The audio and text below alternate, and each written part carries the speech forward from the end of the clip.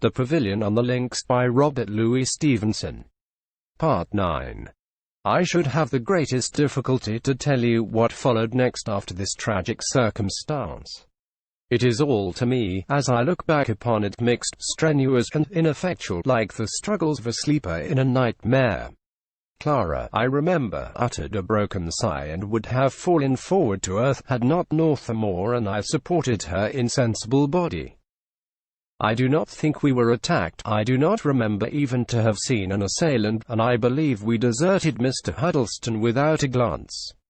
I only remember running like a man in a panic, now carrying Clara altogether in my own arms, now sharing her weight with Northermore, now scuffling confusedly for the possession of that dear burden.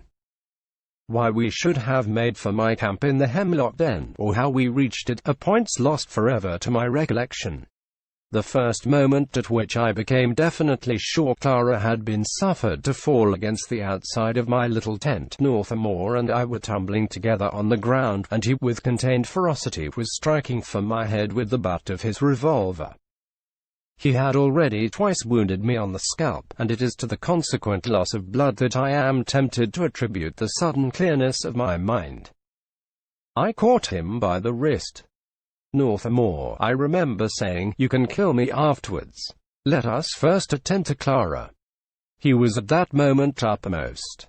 Scarcely had the words passed my lips when he had leaped to his feet and ran toward the tent, and the next moment, he was straining Clara to his heart and covering her unconscious hands and face with his caresses. "Shame!" I cried. "Shame to you, Northermore!" And, giddy though I still was, I struck him repeatedly upon the head and shoulders. He relinquished his grasp, and faced me in the broken moonlight. "I had you under, and I let you go," said he, "and now you strike me.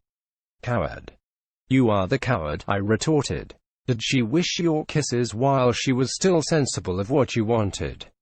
"Not she. And now she may be dying, and you waste this precious time, and abuse her helplessness. Stand aside, and let me help her." He confronted me for a moment, white and menacing, then suddenly he stepped aside. "Help her then," said he.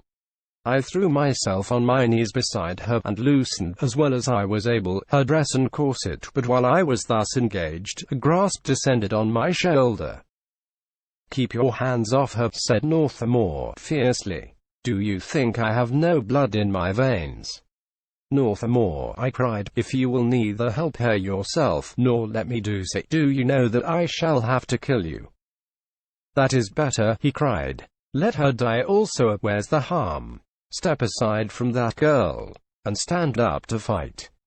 "You will observe," said I, half rising, "that I have not kissed her yet." "I dare you to," he cried. I do not know what possessed me. It was one of the things I am most ashamed of in my life, though, as my wife used to say, I knew that my kisses would be always welcome were she dead or living. Down I fell again upon my knees, parted the hair from her forehead, and, with the dearest respect, laid my lips for a moment on that cold brow. It was such a caress as a father might have given. It was such a one as was not unbecoming from a man soon to die to a woman already dead. "And now," said I am at your service, Mr. Northermore." But I saw, to my surprise, that he had turned his back upon me. "Do you hear?" I asked. "Yes," said he, "I do. If you wish to fight, I am ready. If not, go on and save Clara. All is one to me." I did not wait to be twice bidden, but, stooping again over Clara, continued my efforts to revive her. She still lay white and lifeless. I began to fear that her sweet spirit had indeed fled beyond recall, and horror and a sense of utter desolation seized upon my heart. I called her by name with the most endearing inflections. I chafed and beat her hands. Now I laid her head low, now supported it against my knee, but all seemed to be in vain, and the lids still lay heavy on her eyes. "Northermore," I said, "there is my hat. For God's sake, bring some water from the spring." Almost in a moment he was by my side with the water. "I have brought it in my own," he said. "You do not grudge me the privilege." "Northermore," I was beginning to say, as I laved her head and breast, but he interrupted me savagely. "Oh, you hush up," he said. The best thing you can do is to say nothing. I had certainly no desire to talk, my mind being swallowed up in concern for my dear love and her condition, so I continued in silence to do my best toward her recovery, and, when the hat was empty, returned it to him, with one word more. He had perhaps gone several times upon this errand, when Clara reopened her eyes. "Now," said he, "since she is better, you can spare me, can you not? I wish you a good night, Mr. Cassilis." And with that he was gone among the thicket. I made a fire, for I had now no fear of the Italians, who had even spared all the little possessions left in my encampment, and, broken as she was by the excitement and the hideous catastrophe of the evening, I managed, in one way or another, by persuasion, encouragement, warmth, and such simple remedies as I could lay my hand on, to bring her back to some composure of mind and strength of body. Day had already come, when a sharp hiss sounded from the thicket.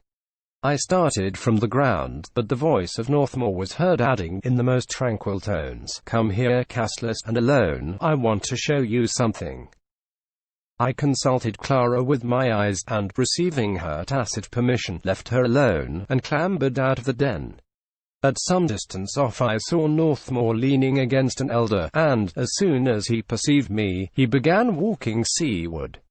I had almost overtaken him as he reached the outskirts of the wood. "Look," said he, pausing.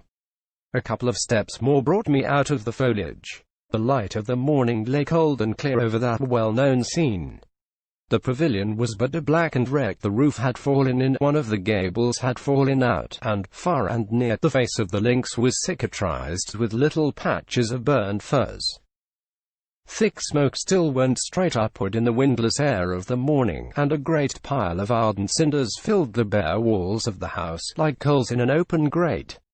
Close by the islet a schooner yacht lay to, and a well-manned boat was pulling vigorously for the shore. "The Red Earl," I cried, "the Red Earl, 12 hours too late. Feel in your pocket, Frank." "Are you armed?" asked Northmour. I obeyed him, and I think I must have become deadly pale. My revolver had been taken from me. "You see, I have you in my power," he continued. "I disarmed you last night while you were nursing Clara, but this morning, here, take your pistol." "No thanks," he cried, holding up his hand. "I do not like them. That is the only way you can annoy me now."